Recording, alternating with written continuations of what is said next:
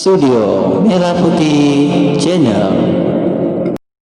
Jangan lupa tekan tombol like, subscribe, dan tombol lonceng di bawah ini.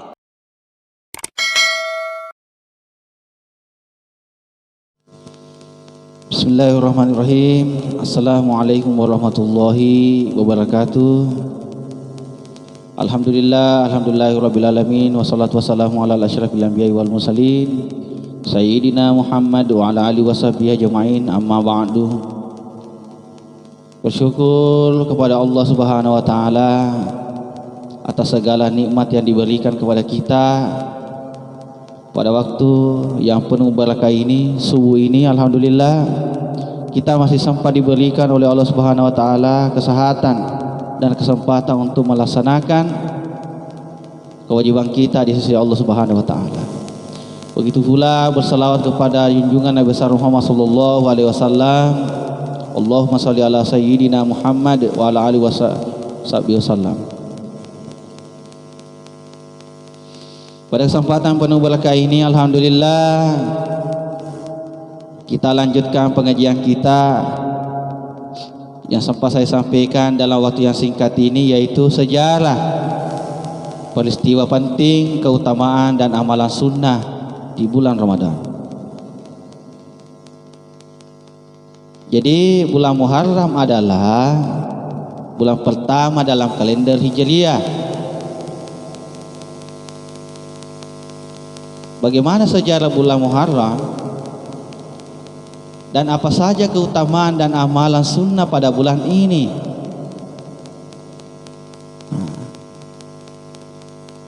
Jadi para hadirin, mari kita simak baik-baik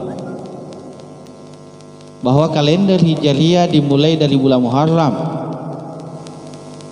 Ia merupakan bulan yang mulia dalam pandangan Allah Subhanahu wa taala. Ia memiliki berbagai keutamaan dan mempunyai sejarah penting dalam sejarah umat Islam. Jadi sejarah bulan Muharram, yaitu bulan Muharram berasal dari kata haram yang artinya suci atau terlarang. Dinamakan Muharram karena sejak zaman dahulu pada bulan ini dilarang berperang dan dilarang membunuh. Larangan itu terus berlaku hingga masa Islam. Bahkan bulan Muharram termasuk salah satu bulan haram. Orang-orang Arab baik sebelum masa Rasulullah SAW maupun pada masa beliau tidak memiliki angka tahun. Mereka biasa dinamakan tahun dengan peristiwa besar yang terjadi pada tahun tersebut. Contoh, misalnya ada tahun yang disebut dengan tahun gajah, Amul Fil, karena di tahun tersebut terjadi peristiwa pasukan gajah di bawah pimpinan Abraha yang akan menghancurkan Ka'bah pada saat itu. Maka disebutlah tahun gajah karena memakai pasukan gajah untuk menghancurkan Ka'bah pada saat itu. Kemudian ada tahun yang disebut sebagai tahun Fijar, Amul Fijar, karena saat itu terjadi perang Fijar. Kemudian ada tahun yang disebut tahun Nubuah, karena di tahun itu Rasulullah menerima wahyu.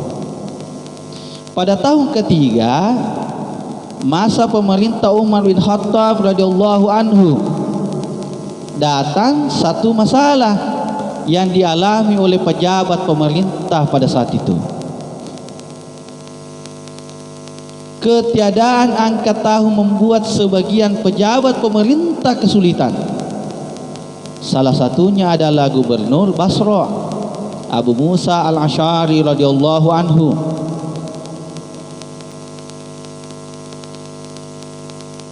Atas aduan Abu Musa mengadu. Abu Musa mengadu. Kemudian Umar menerbitkan kalender Islam setelah mengadakan musyawarah dengan para sahabat-sahabat terkemuka pada saat itu.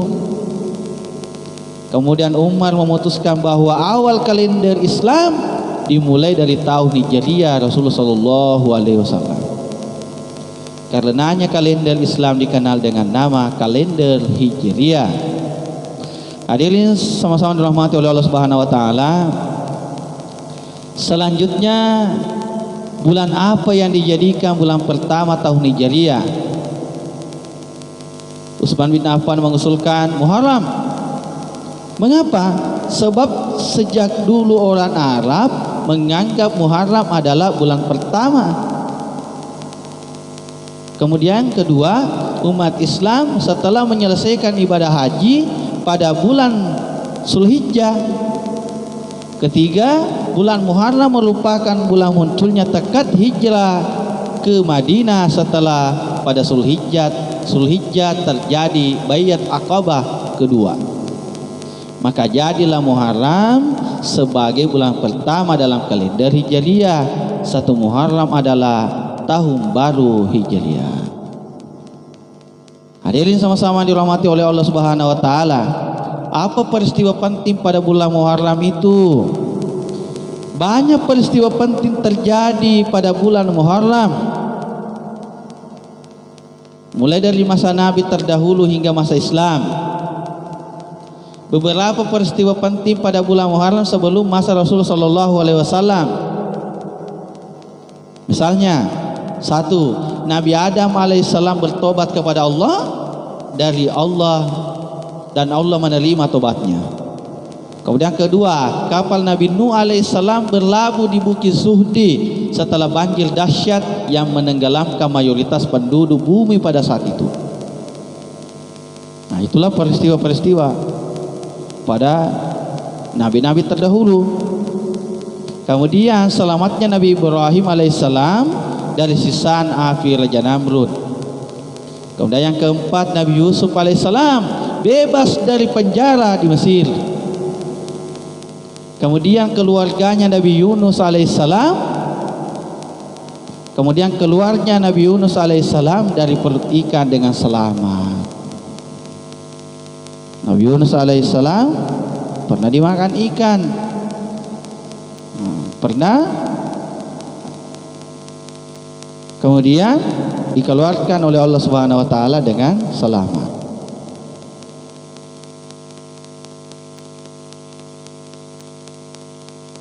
Kemudian Allah menyembuhkan Nabi Ayub alaihissalam dari penyakitnya. Nabi Ayub alaihissalam sakitnya luar biasa. Tetapi Allah Subhanahu wa taala menyebutkan penyakit Nabi Ayub alaihissalam. Kemudian yang ketujuh, Allah menyelamatkan Nabi Musa alaihissalam dan menenggelamkan Raja Fir'aun laknatullah. Itulah peristiwa-peristiwa terjadi pada zaman nabi-nabi terdahulu. Sedangkan peristiwa penting pada bulan Muharram yang terjadi pada masa Islam antara lain sebagai berikut. Nah, peristiwa-peristiwa terjadi pada masa Islam yaitu pada Muharram 1 Hijriah muncul tekad hijrah ke Madinah setelah pada Zulhijjah terjadi Baiat Aqabah 2. Nah, kemudian yang kedua, pada Muharram 7 Hijriah terjadi perang Khaybar. Kaum muslimin menang dengan gemilang. Kemudian yang ketiga, pada 1 Muharram 24 Hijriah, Umar bin Khattab dimakamkan setelah syahid dibunuh oleh Abu Lu'lu'ah seorang Majusi. Kemudian yang keempat, pada 10 Muharram 61 Hijriah terjadi musibah besar. Husain, cucu baginda Rasulullah SAW dan keluarganya dibunuh di Karbala. Itulah kejadian-kejadian peristiwa penting pada bulan Muharram yang terjadi masa Islam. Hadirin sama-sama yang dirahmati oleh Allah Subhanahu wa taala, apa sih keutamaan pada bulan Muharram? Muharram merupakan bulan yang mulia di sisi Allah Subhanahu wa taala dengan beberapa keutamaan yang dimilikinya. 1. Bulan Muharram, bulan haram. Bulan Muharram merupakan salah satu bulan haram sebagaimana Allah Subhanahu wa taala berfirman dalam Al-Qur'an, inna indata syuhri indallahi isna asyara syahran fi kitabillahi yauma khalaqas samawati wal arda minha arba'atun hurumu dzalika dinul qayyima fala taslimu fihinna anfusakum. Sesungguhnya bilangan bulan pada sisi Allah adalah 12 bulan dalam ketetapan Allah di waktu Dia menciptakan langit dan bumi, di antaranya 4 bulan haram. Itulah ketetapan agama yang lurus, maka janganlah kamu menganiaya diri kamu dalam bulan yang 4 itu.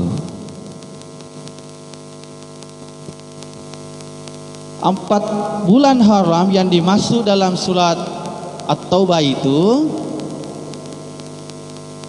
yaitu Zulqaidah, Zulhijjah, Muharram dan bulan Rajab. Asyurul Haram, bulan haram, termasuk bulan Muharram, itu adalah bulan yang dimuliakan Allah. Bulan-bulan ini memiliki kesucian dan karenanya menjadi bulan pilihan. Jadi kita tidak boleh salah faham bahwa bulan Muharram itu tidak boleh melakukan pernikahan, tidak boleh melakukan dan ini dan itu, tidak boleh. Orang yang seperti itu mungkin dia belum paham, makanya perlu diberi pemahaman. Padahal bulan Muharram itu adalah bulan yang dimuliakan oleh Allah Subhanahu wa taala. Bulan memiliki kesucian yang luar biasa. Bulan memang dipilih-pilih. Di antara bentuk kesucian dan kemuliaan bulan-bulan ini adalah kaum muslimin dilarang berperang kecuali keadaan terpaksa. Kita tidak boleh berperang, tetapi kalau terpaksa boleh. Jika kita diserang oleh kaum kafir, maka boleh kita berperang. Nah, kaum muslimin juga diingatkan agar lebih menjauh perbuatan aniaya pada bulan haram. Tidak boleh berbuat aniaya. Hadirin sama-sama yang dirahmati oleh Allah Subhanahu wa taala. Kemudian yang kedua, bulan Allah. Keutamaan bulan Muharram yang kedua adalah bulan ini disebut sebagai Syahrullah, bulan Allah. Rasulullah sallallahu alaihi wasallam bersabda, afdalus siyami ba'da ramadana syahrullahil muharramu wa afdalus salati ba'dal faridati salatul lail. Puasa yang paling utama adalah puasa Ramadan. Nah, puasa yang paling utama setelah Ramadan adalah puasa pada Syahrullah, bulan Allah, yaitu bulan Muharram. Sementara salat yang paling utama setelah salat wajib adalah salat malam. Hadis riwayat Muslim.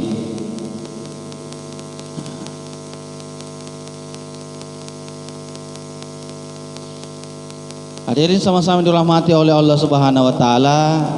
Al-Hafiz Abdul Fadil Al-Iraqi menjelaskan Muharram disebut Syahrullah karena pada bulan ini diharamkan pembunuhan dan ia merupakan bulan pertama dalam setahun. Nah, itulah sehingga dikatakan bulan Syahrullah. Hadirin sama-sama yang dirahmati oleh Allah Subhanahu wa taala. Waktu puasa Tasu'a dan Asyura. Itu yang ketiga. Kemuliaan ketiga dari bulan ini adalah disunnahkannya puasa Tasu'a dan Asyura. Bahkan puasa Tasu'a dan Asyura serta puasa sunnah lainnya Senin Kamis, Ayyamul Fitr, puasa Daud nilainya menjadi puasa yang paling mulia setelah bulan Ramadan. Sebagaimana Rasulullah sallallahu alaihi wasallam bersabda, afdalus siyami ba'da ramadana syahrullahil muharram. Puasa yang paling utama setelah puasa Ramadan adalah puasa di bulan Allah Muharram. Nah, hadis riwayat Muslim. Secara khusus Rasulullah sallallahu alaihi wasallam menyebutkan keutamaan puasa Asyura dalam sabdanya. Rasulullah sallallahu alaihi wasallam mengatakan, Rasulullah ditanya mengenai puasa Asyura, beliau menjawab, iya bisa menghapus dosa setahun yang lalu. Luar biasa. Kalau kita berpuasa Asyura, Rasulullah SAW menjawab, dosa Asyura itu dia bisa menghapus puasa dosa setahun ya Allah. Hadis riwayat Muslim. Sedangkan mengenai puasa Tasu'a, Rasulullah SAW berazam untuk menjalankannya. Meskipun beliau tidak sempat menunaikan karena wafat sebelum Muharram tiba, lalu para sahabatnya menjalankan puasa Tasu'a seperti keinginan Rasulullah SAW. Rasulullah SAW berniat untuk berpuasa Tasu'a, tetapi apa yang terjadi wahai saudara? Rasulullah SAW wafat, tetapi tetap dilaksanakan oleh para sahabat-sahabatnya karena sudah sama-sama niatkan pada saat itu.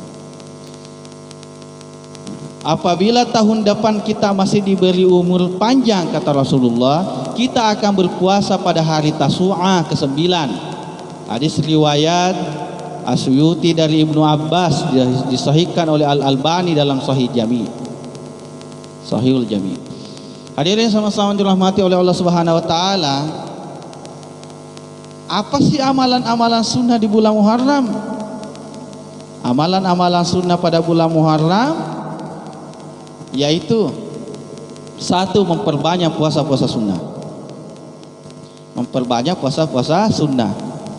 Amalan sunnah pertama pada bulan ini adalah memperbanyak puasa sunnah. Sebab puasa sunnah paling utama adalah puasa sunnah di bulan ini, sebagaimana Rasulullah SAW bersabda, Abdalus siyami ba'da Ramadan syarrullahil muharram. Puasa yang paling utama setelah puasa Ramadan adalah puasa di bulan Allah, yaitu Muharram. Hadis riwayat Muslim. Ibnu Rajab mengisyaratkan puasa yang dimaksud adalah puasa sunnah mutlak, bukan puasa sunnah muqayyad. Umar, Aisyah dan Abu Talha termasuk para sahabat yang banyak berpuasa di bulan-bulan haram, termasuk bulan Muharram. Kemudian yang kedua, puasa Asyura, yakni pada tanggal 10 Muharram. Ini adalah amal yang paling utama dan puasa sunnah terbaik di bulan Muharram, yang keutamaannya bisa menghapus dosa setahun. Sa'ila an saumi yaumi Asyura faqala yukaffir sanatal madiyata. Rasulullah SAW ditanya mengenai puasa Asyura, beliau menjawab, ia bisa menghapus dosa setahun yang lalu.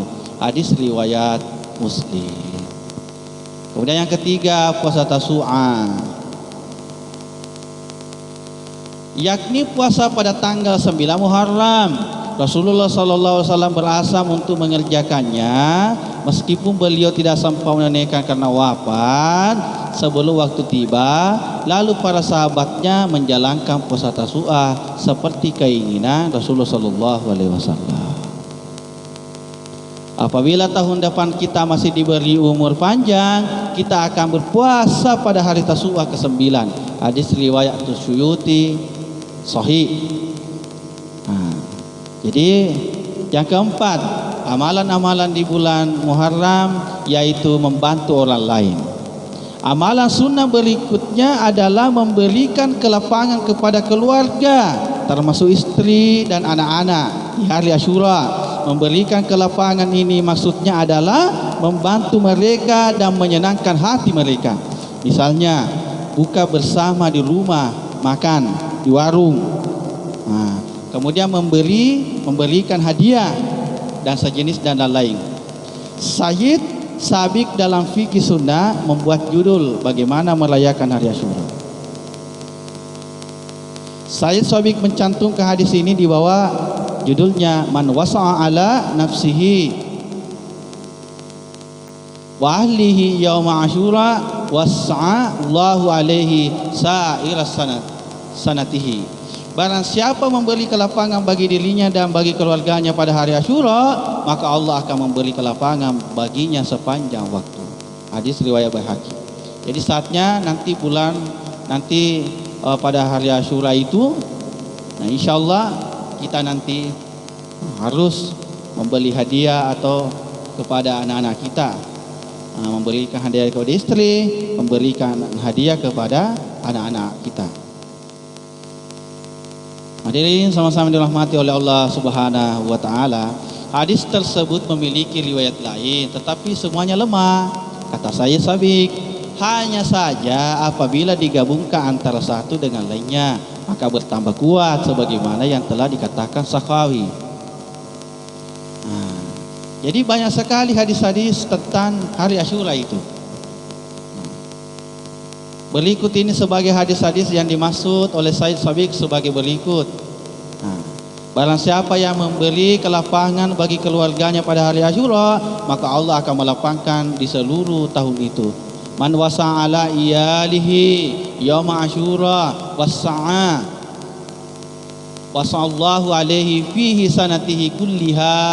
Barang siapa yang memberi kelapangan bagi keluarganya pada hari Asyura, maka Allah akan melapangkannya di keseluruhan tahun itu. Hadis riwayat Tabrani dan Hakim. Masih banyak lagi hadis-hadis yang lain mengenai hari Asyura ini. Man wasa'ala iyalihi yauma Asyura lam yazal fi saati sa'ira sanatihi. Barang siapa yang memberi kelapangan bagi keluarganya pada hari Asyura, maka ia takkan kesulitan di waktu lain sepanjang tahun itu. Hadis riwayat Tabrani. Dan masih banyak yang lain. Barang siapa yang memberi kelapangan bagi keluarganya pada hari Asyura, maka Allah akan memberi kelapangan kepada keluarganya sepanjang tahun itu. Dan masih banyak yang lain. Man wasa'ala ahlihi yauma Asyura wasa'allahu alaihi sa'ira sanatihi. Barang siapa yang memberi kelapangan bagi keluarganya pada hari Asyura, maka Allah akan memberi kelapangan baginya sepanjang tahun itu. Hadis riwayat Baihaqi. Hadirin sama-sama dirahmati oleh Allah Subhanahu wa taala. Itulah tadi amalan-amalan sunnah di bulan Muharram. Mari kita amalkan apa yang pernah diamalkan oleh baginda Rasul sallallahu alaihi wasallam. Di dalam kesempatan yang penuh berkah ini mungkin inilah yang saya sempat sampaikan. Jadi apabila ada kata-kata saya mohon dimaafkan, karena yang berceramah ini bukanlah malaikat. Kita sama-sama saling mengingatkan dalam kebaikan. Tentunya saya pribadi tidak lupa dari kesalahan-kesalahan. Hadirin sama-sama dirahmati oleh Allah Subhanahu wa taala. Mudah-mudahan ada manfaatnya kepada kita semua, lebih-lebih saya sendiri yang berbicara. Akhirul kalam. Assalamualaikum warahmatullahi wabarakatuh.